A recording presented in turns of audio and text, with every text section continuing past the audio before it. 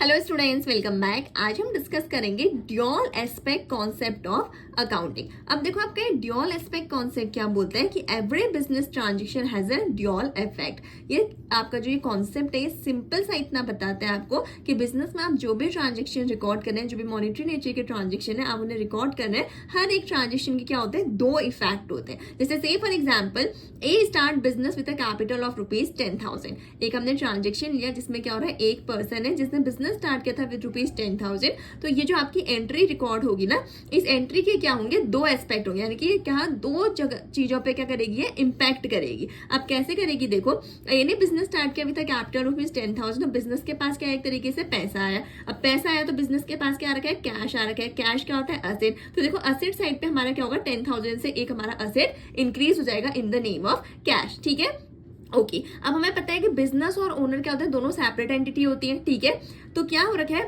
Owner ने क्या किया, बिजनेस में पैसा डाला है, तो बिजनेस की एक तरीके से लाइबिलिटी बढ़ गई। तो कौन सी लाइबिलिटी बढ़ गई, लाइबिलिटी बढ़ गई in the name of capital, यानी कि बिजनेस में क्या आ रखी है, कैपिटल आ रखी है कितनी, 10,000 की। अब हमने इसको कैपिटल नाम क्यों दिया है, हम क्यों कह रहे हैं कि लाइबिलिटी इंक्रीज हुई, क्योंकि फ्यूचर में बिजनेस को ओनर को ये पैसा क्या करना पड़ेगा, रिटर्न करना पड़ेगा। तो देखो एक ट्रांजेक्शन था जिसमें बोला था कि ए ने स्टार्ट किया बिजनेस विद कैपिटल ऑफ ₹10,000 और इसने हमारे इसके दो एस्पेक्ट्स है, ये दो चीजों को इसने इंपैक्ट किया।